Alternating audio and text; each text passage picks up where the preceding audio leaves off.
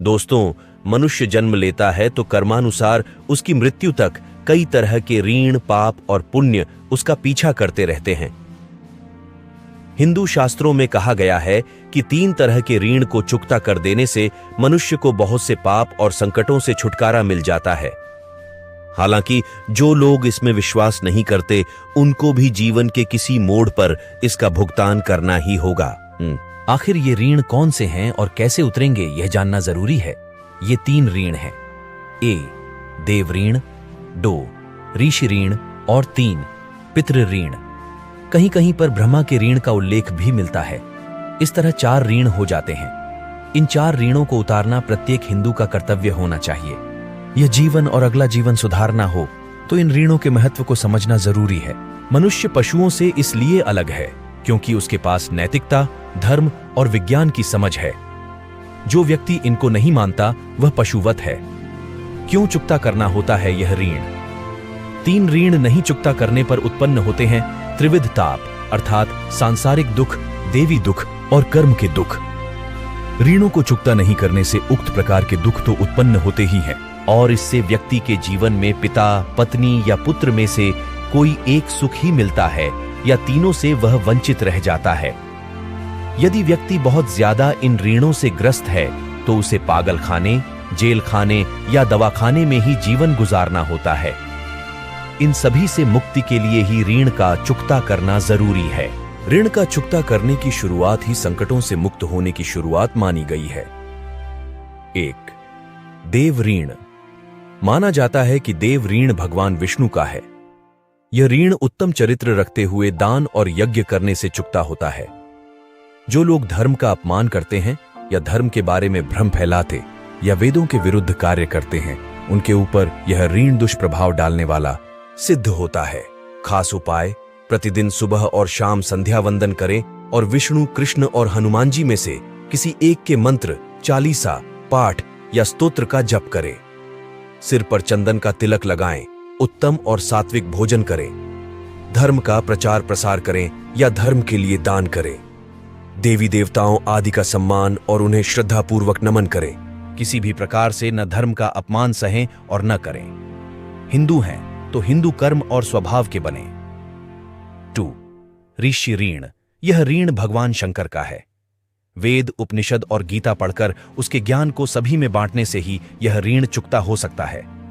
जो व्यक्ति ऐसा नहीं करता है उससे भगवान शिव और ऋषिगण सदा अप्रसन्न ही रहते हैं। इससे व्यक्ति का जीवन घोर संकट में घिरता जाता है या मृत्यु के बाद उसे किसी भी प्रकार की मदद नहीं मिलती। खास उपाय: इस ऋण को चुकाने के लिए व्यक्ति को प्रतिमाह गीता का पाठ करना चाहिए। स्वयंभू साधुओं से दूर रहकर गीता भवन में चल रहे सत्संग में जाते रहना चाहिए। सभी तरह की बुराइयों को समझकर उसे दूर करने का प्रयास करना चाहिए। अच्छे आचरण को अपनाना चाहिए। शरीर, मन और घर को जितना हो सके साफ और स्वच्छ रखना चाहिए। कुछ विशेष दिनों में ब्रह्मचर्य का पालन करना चाहिए। सिर पर घी, केसर या चंदन का तिलक लगाना चाहिए। पीपल, बड़ और तुलसी में जल अर्पित करना चाहिए। एकादशी, प्रदोष और चतुर्थी का व्रत रखना चाहिए। चतुर्मास के प्रथम माह श्रावण सोमवार को पूरे माह व्रत रखना चाहिए। 3, पितृ ऋण। यह ऋण हमारे पूर्वजों का माना गया है। पितृ ऋण कई तरह का होता है। हमारे कर्मों का, आत्मा का, पिता का, भाई का, बहन का, माँ का, पत्नी का, बेटी और बेटे का।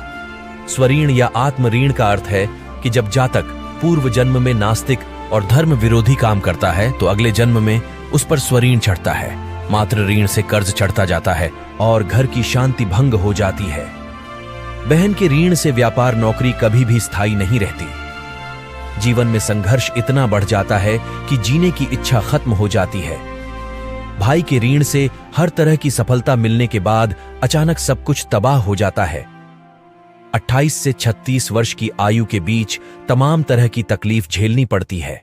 खास उपाय: इस ऋण को उतारने के 3 उपाय: देश के धर्म अनुसार कुल परंपरा का पालन करना, पितृपक्ष में तर्पण और श्राद्ध करना और संतान उत्पन्न करके उसमें धार्मिक संस्कार डालना, प्रतिदिन हनुमान चालीसा पढ़ना, भ्रिकुटी पर शुद्ध जल का तिलक लगाना, तेरस, चौदस, अमावस्या और पूर्णिमा के दिन गुड़ घी की धूप देना, घर के वास्तु को ठीक करना, और शरीर के सभी छिद्रों को अच्छी रीति से प्रतिदिन साफ सुथरा रखने से भी यह ऋण चुकता होता है। 4. ब्रह्मा ऋण। पितृ ऋण के अलावा एक ब्रह्मा ऋण भी होता है, जिसे भी पितृ ऋण के अंतर्गत ही माना जा सकता है। ब्रह्मा ऋण वो ऋण है जो हम पर ब्रह्मा का कर्ज है।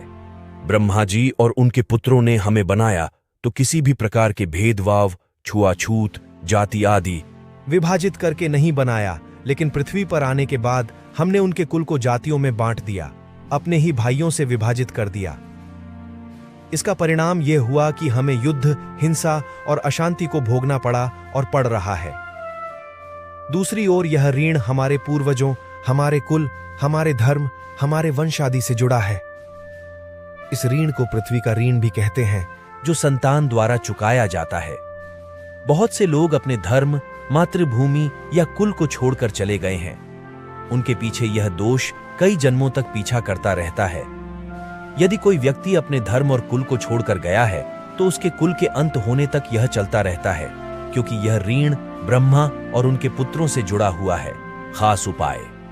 ब्रह्मा ऋण से मुक्ति पाने के लिए हमें घृणा, छुआछूत, जातिवाद, प्रांतवाद इत्यादि की भावना से दूर रहकर यह समझना चाहिए कि भारत में रहने वाला प्रत्येक व्यक्ति ब्रह्मा की संतान है। उसके और मेरे पूर्वज एक ही हैं, जिससे मैं घृणा करता हूं।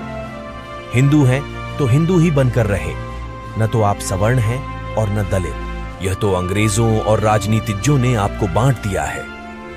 प्रत्येक भारतीय हिंदू है। ब्रह्मा के पुत्र और मानस पुत्रों के बारे में आप विस्तार से पढ़ेंगे तो आपको इसका ज्ञान हो जाएगा कि हमारे पूर्वज कौन हैं।